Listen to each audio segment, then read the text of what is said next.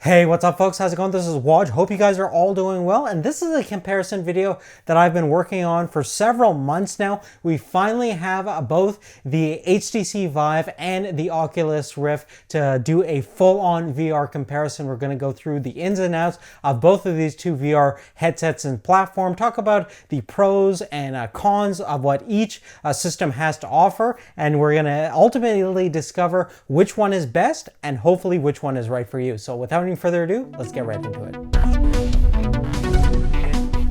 Now, the first thing we're going to start off with is the pricing of both VR platforms. Starting with the Oculus Rift, you basically, for $599 plus taxes and shipping, you get the actual headset itself, an Xbox One wireless controller, a forward-facing camera for the visual tracking system, as well as a small remote control for navigation and media controls. Now, even though the HTC Vive is a little bit more expensive, retailing at $799 plus taxes and shipping, you do get quite a lot more stuff included inside the box. Firstly, you have a pair of motion track controllers specifically designed for the HTC Vive, and that's a killer feature. The Oculus Rift will have a dedicated Oculus Touch controllers later on down the road, but currently that's not available, so that's a big advantage on the Vive side. In addition to that, you also get the two Lighthouse base stations, which essentially transform any physical space into what they call room scale VR. Now, for audio, unfortunately, the HTC Vive does not have any kind of headset included, so you're going to have to plug in your own pair of headphones. On the Oculus side, you do get a nice pair of built-in headphones, which actually sound surprisingly decent. Now, in terms of fit and finish and build materials, both are made relatively well. They both feel like premium products. I do have to say that the Rift has a cleaner, more streamlined aesthetic compared to the Vive, which looks a little bit more bulkier than it really is, and it's covered in 37 different IR sensors. Now, in terms of comfort, even though the Rift is slightly lighter than the Vive, measuring around 470 grams versus 555 grams, both actually feel really light once you've put them on, and both systems accommodate different sizes of heads fairly nicely with the adjustable Velcro straps on the side and top portion. But after several hours of usage, one thing that I noticed on the Rift is that the ventilation is definitely a little bit better than what I experienced on the Vive. That's mainly due to the fact that much of the side portions of the Rift are made out of fabric, which is breathable, so thereby reducing any kind of fogging that you might have over a prolonged period of time. That being said, however, if you wear glasses like myself, putting on the Rift can be a challenge, although it is certainly possible. But unfortunately, there's no kind of adjustability when it comes to adjusting the optics on the Rift compared to the Vive, which does have that adjustability, which is definitely awesome to see. You can simply pull open the side knobs and adjust the distance of the lenses to your eyes so you can accommodate things like glasses, which is definitely very nice for people like myself that are optically challenged. Now, setting up a VR headset for the first time can be a bit tricky. Luckily, the setup process on the Rift side doesn't take that long at all. You can pretty much get the whole thing set up within 20 to 30 minutes. You only need to install the Oculus software on your Windows 10 PC, and everything else is pretty much plug and play. The HTC Vive is kind of a different story altogether. It is quite a in-depth and lengthy process to get the thing up and running. When you first start out, first you're going to have to select if you want to go with a sit-down experience or use the room scale technology, which is going to employ those two base stations. If you are going to set up the base stations, you ideally want to wall mount each of the base stations 5 to 6 feet above the ground, although this is definitely not mandatory and it works in a variety of different setup positions. Each of those base stations is going to need power and connection to the other base station via the sync cable. Once you have the base station set up, you can actually use the motion controller to actually draw out your play area, is what they call it, and that's basically going to create your virtual room scale experience. You can use a variety of different spaces. Ideally, you want something that doesn't have a lot of hazards in it, and the play area could be as small as 5 by 6 feet to as large as 16 by 16 feet. Now, in addition to setting up all that hardware, you also are going to need to install two pieces of software. One is Steam VR, which comes pre-installed with Steam, so if you have that, you're all set to go. And the second is going to be the HTC Vive software itself. All in all, it's probably going to take around 45 minutes to an hour to get the HTC Vive up and running. Now, with that lengthy setup process, I think there's a pretty big payoff with the sense of immersion you get with the whole room scale experience.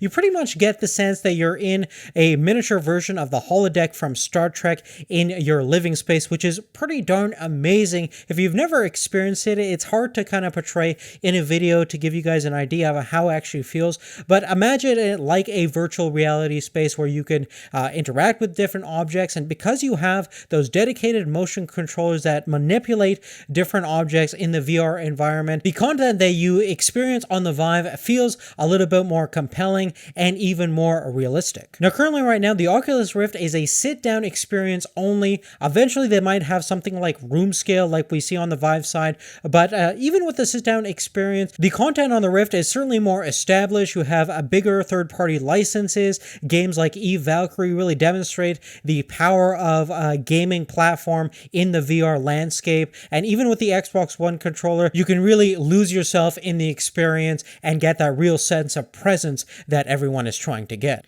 Now, technically, both of these two VR platforms internally have very similar specifications. They both are using OLED displays, which is going to get you excellent blacks and overall contrast ratios.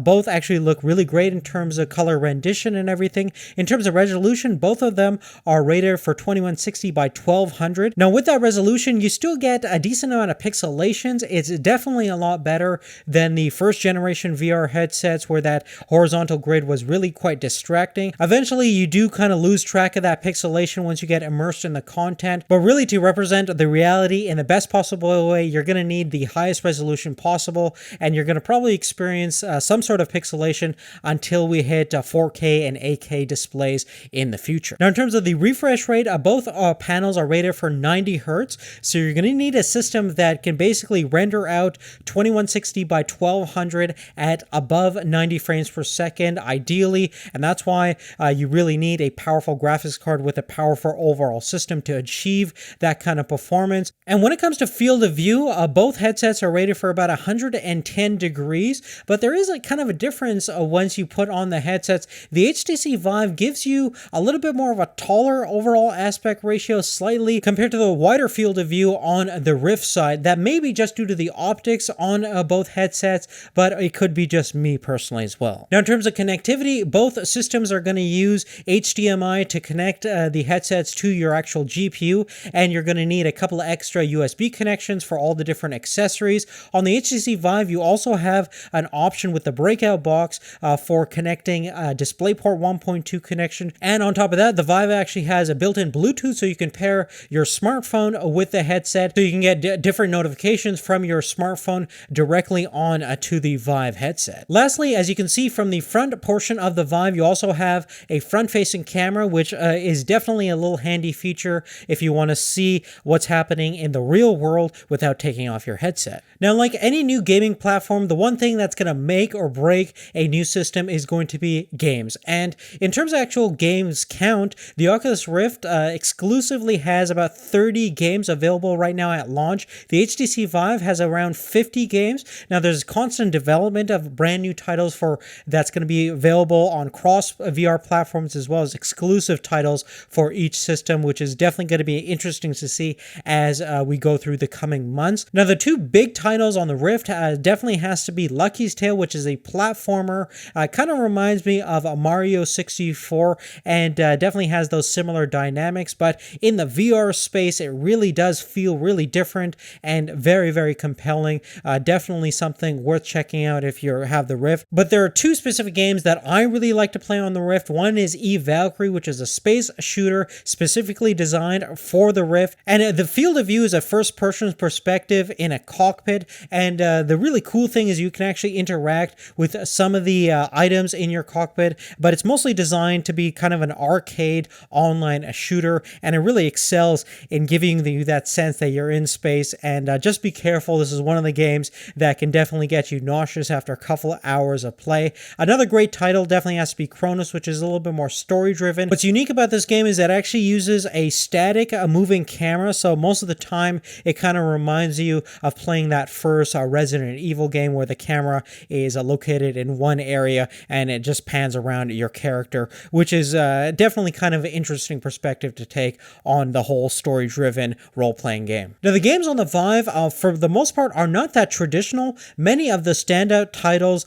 are going to be revolving around the room scale technology. One interesting thing to play is Hover Junkers, which is a multiplayer shooter, and you basically choose a ship based on your actual room scale size, and essentially you roam around your ship, take part in some epic gunfights, and you can even physically hide behind your ship defenses, which again adds that level of immersion that you're not going to get from a sit-down experience. Another interesting game that you guys have probably heard of is Job Simulator, which essentially allows you to do menial office work or become a gourmet chef, and it's basically a simulation of whatever task a particular job will have. And the really cool thing about this game, it really shows you the dynamic controls that is being offered with the HTC Vive controllers. You can do a number of different tasks in a variety of different ways, all thanks to the custom controllers that the Vive comes with, which this game is utilizing very well. Now, there are a couple of different third-party games that will work both for the Rift and Vive, but they're far and few between. There's actually a couple of older titles such as Project Cars that will work in VR just generally, but the performance is not very well optimized for both platforms, and you're going to need a monster of a system to get decent playable frame rates, especially if you want to crank those detail settings. But really on that, guys, that's really it. Now, I still think VR is not for everybody, especially on the high-end PC platform. Certainly, there's compelling options with Google Cardboard and Samsung Gear VR, and there's probably going to be some cheaper alternatives coming out later in the future. Content right now is kind of sparse on both the Oculus Rift and the HTC Vive, but there's going to be a growing library certainly in the next couple of months, if not the coming years. And there's lots of potential, but I still don't think it's ready for mainstream consumption, especially at the price point. And even though the HTC Vive, I think, is a more immersive and certainly more compelling VR experience, but until we finally get the Oculus Touch controllers, we can't really decide on which one is going to be ultimately the best platform. So overall, I wouldn't say that you need to be in a rush to get one of these headsets right away. I would probably recommend for you guys to wait for the whole thing to kind of settle down, prices to come down, and the content to become more compelling and more available, which will inevitably happen because there's definitely a lot of potential over here. But really on that, guys, that's really it. Definitely give us a thumbs up if you like this video. Give us a comment down below on what you think of the entire comparison and which VR headset you guys are personally going to go for. Love to hear all your thoughts. Thank you so much for your support. Thanks for watching, and we'll see you later. Take care.